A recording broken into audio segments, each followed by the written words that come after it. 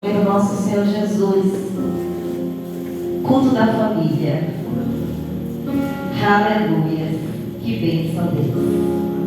Quando eu tive a honra de estar pregando no culto de casais, eu falei: amém, Deus, vai aí reacendendo as coisas que estavam mortas em minha vida. Aleluia. Deus, Ele é maravilhoso.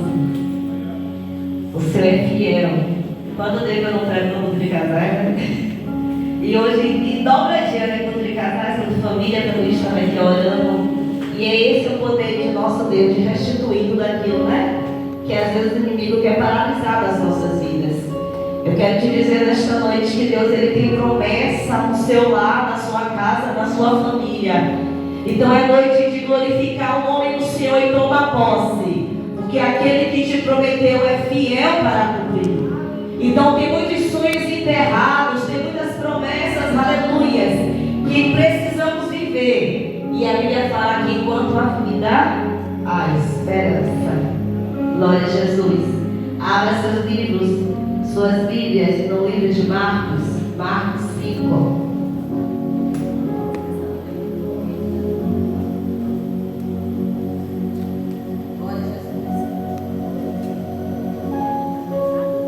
É uma palavra muito conhecida, mas eu louvo a Deus, que o nosso Deus, Ele renova a palavra dele cada dia.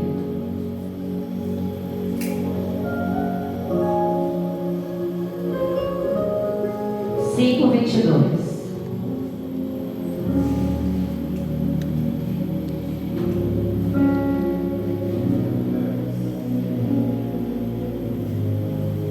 Amém? Todas acharam? Queria pedir que todos ficassem de pé em reverência à palavra do Senhor. Marcos 5, 22.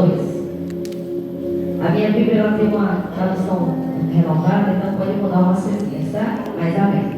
Foi quando chegou ali um dos dirigentes da sinagoga, local chamado Jairo. Ao ver Jesus, prostrou-se aos seus pés e lhe pediu aos prantos com insistência: minha filha pequena está à beira da morte. Vem e põe tuas mãos sobre ela para que ela seja curada e viva. Então Jesus foi com ele e uma enorme multidão o acompanhava, apertando-o de todos os lados. A gente vai pular a história da mulher borracha, que ela não é a nossa centro das atenções hoje. E aqui no 35 diz assim: enquanto Jesus ainda estava falando, chegou algumas pessoas vindo da casa de Jairo, o dirigente da sinagoga, a quem informaram: tua filha já está morta, não adianta mais incomodar o mestre. Mas Jesus não deu atenção àquela notícia. Voltou-se para o dirigente da sinagoga e encorajou: não temas, tão somente creia. E ele ordenou que ninguém acompanhasse, a não ser Pedro, Tiago, João, irmão de Tiago.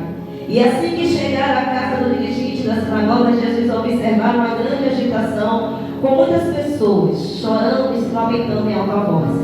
Ao entrar na casa, ele questionou: por que este alvoroço e pranto? A criança não morreu, mas está dormindo.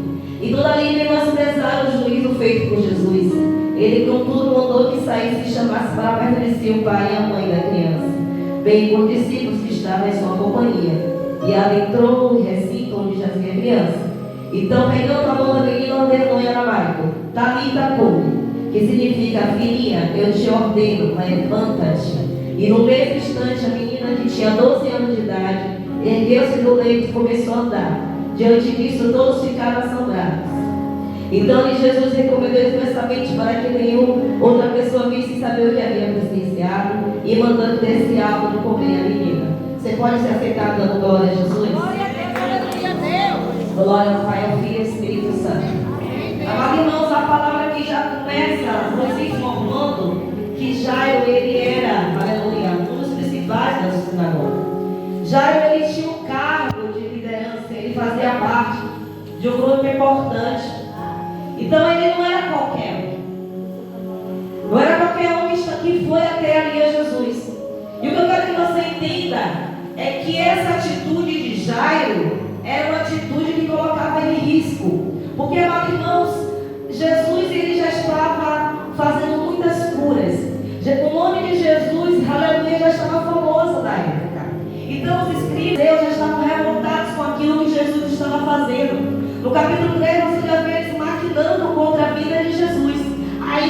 Jairo, um líder religioso, aleluia, vai até Jesus perante uma multidão que se prostra. Então ele está colocando agora o seu cargo, ele está colocando a sua posição em risco. Os escribas, os fariseus não estavam nada contentes com Jesus. Então ele tem dado da parte do Senhor, não é qualquer homem, é Jesus, é um líder também, é um dos religiosos. Então ele está colocando a sua fama, a sua reputação, o seu cargo, porque agora a sua família precisa de Jesus.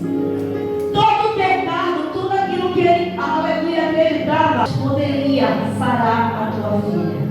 Você perceba, quantas pessoas por causa do trabalho, quantos dão desculpa porque não pode buscar, porque está. Mas já ensina para muitos pais que dizem que está muito ocupado, que quando a minha família necessita, eu preciso largar tudo para que o milagre chegue até a minha casa.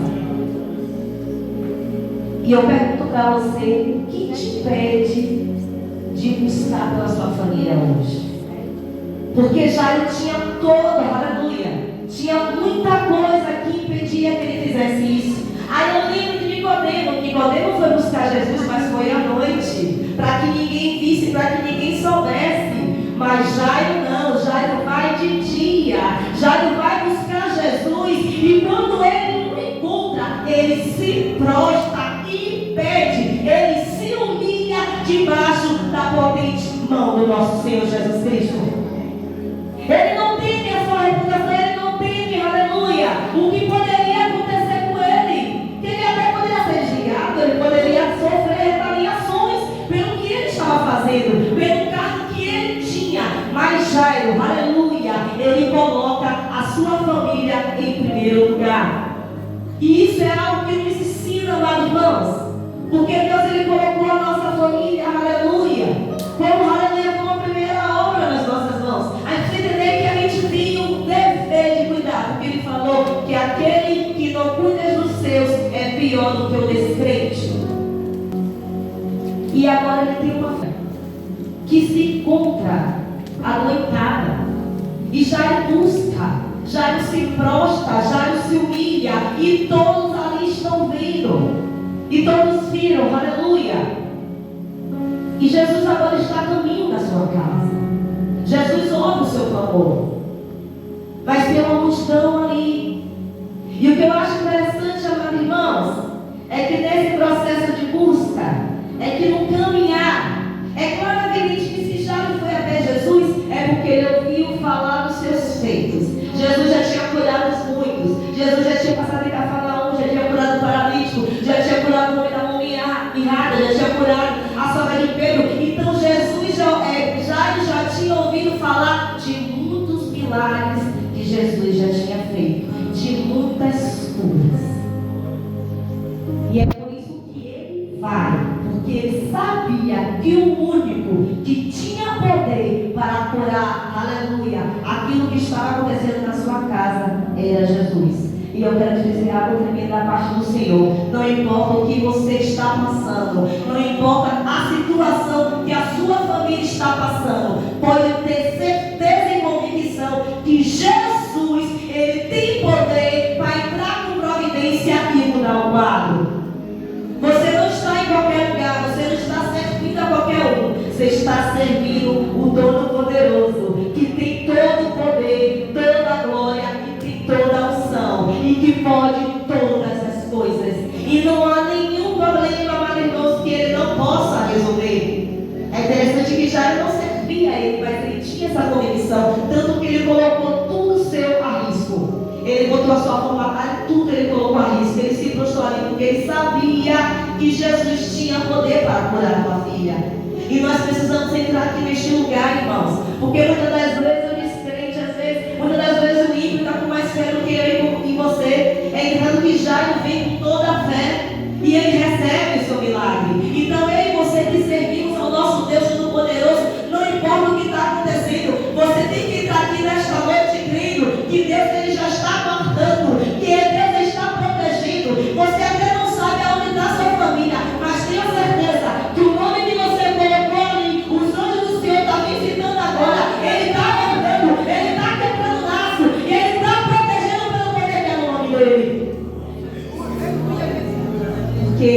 o Todo-Poderoso, Ele não é homem para que minta, nem filho do homem para que se arrependa. Nosso pastor aqui, ele falou de Abraão e de Ló, que por amor de Abraão, aleluia, Deus enviou anjos para guardar e tirar Ló daquele lugar. E não é diferente na minha e na sua vida.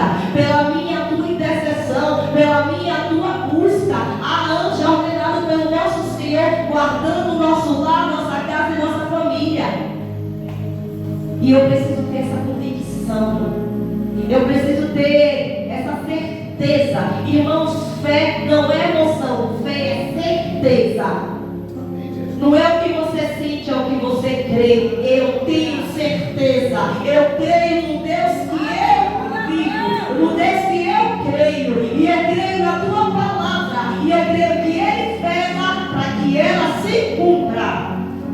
Não é porque eu mereço, não, é porque Ele vela para que a tua palavra se cumpra. E quando você busca e você está debaixo da obediência do Senhor, você vive as bênçãos do céu. E é interessante, irmãos, que sem fé é impossível agradar a Deus. Então você não pode entrar na presença do Senhor sem fé. Você não pode entrar na casa do Pai sem fé. Você precisa crer. Você precisa crer que você saiu de casa e você deixou sua família lá e que Deus está guardando. Você precisa crer, aleluia. Irmãos, eu não dormia à noite, porque meu marido vinha de madrugada, eu sempre ficava preocupada como é que ele ia vir, e eu só dormia quando ele acordava. Mas quando eu entendi que quando eu oro e eu entrego a vida dele na mão do Senhor, quem guarda ele é Deus, e agora eu deito e durmo. Ele é que me acorda, porque eu já estou dormindo. E é quando você começa a despertar algumas coisas. Aconteceu uma situação essa semana, foi até o pastor Marcos, aqui na frente, ele desceu com o coleguinha, foi para lá na praia. Aí eu fiquei sabendo que ele foi para a praia, parece. E eu já preocupada, com dor de cabeça, aí o pastor disse: ai, Carol, minha mãe, com Deus podia, ela ficava fazendo a sua dela de boa. Aí agora, quando eu chegava, ela estava comigo. Eu falei, amém, pastor, mas ela não tem cabeça, porque eu quero neto, com dor de cabeça. Ele disse: de novo, ele falou assim, né? Aí botou o dedinho para eu olhar de novo, que ele mandou para mim. Aí depois, tá bem, pastor, eu estou lendo novo aqui, estou louvando, já profetizei. Aí eu profetizei: Deus, traga ele, porque eu tenho culto, eu não vou perder culto. Então ele vai chegar na hora do culto e a gente vai se acertar. Demorou um pouquinho, ele chegou, a gente viu o culto. E a gente se acertou depois da vez. Mas eu quero que você, é isso que você precisa determinar e dizer. Porque às vezes a gente fica preocupado e desesperado, não, Deus traga. Aí a gente tem que pedir, profetizar, e Deus ele faz. E quando, aleluia, Jairo, aí só que Jairo agora está no caminho. Jairo buscou o Senhor. Aí acontece toda a situação, né? Da mulher do fluxo de sangue, que ela entra na história, começa a história falando de Jairo, mas aquela mulher, ela é uma fé tão poderosa, que ela toma os holofotes da história, e se você for ver, tem fala mais grávida do que Jairo. E Jairo no caminho, engraçado, Jesus está caminhando para ir para a casa de Jairo. Quando a mulher toca em Jesus e é sarada e curada. Mas sabe o que eu acho engraçado? É que quem pediu primeiro a cura foi quem? Jairo. Só que Jairo agora está assistindo uma outra pessoa ser curada pelo tempo. Quantas vezes acontece isso na casa do Pai? Quanto tempo você está esperando que Deus sare seu marido, que Deus traga seu marido, que Deus liberte seu filho? E às vezes você vê chegar outra pessoa e receber a bênção do mesmo que você. Entenda uma coisa: Deus ele não chega nem adiantado nem atrasado. Na sua vida ele vai chegar na hora certa. Agora aprenda a se alegrar com aleluia, com a vitória do nosso irmão. Porque muitas das vezes o inimigo vai querer até usar isso para querer despertar. Poxa, chegou outro dia e já casou. Chegou outro dia, o marido já foi de perto. Chegou outro dia, o filho já está na presença. Deus ele trabalha como ele quer. Só que o que Deus queria mostrar para Jairo também é que ele trabalha de várias maneiras. Ele sempre viu Jesus tocar para ser curado. Agora ele está vendo o inverso. Ele viu alguém tocando e foi curado. É só para ele entender que o poder de Jesus é tão grande. Ele tem tanto poder que se eu tocar, eu recebo a unção.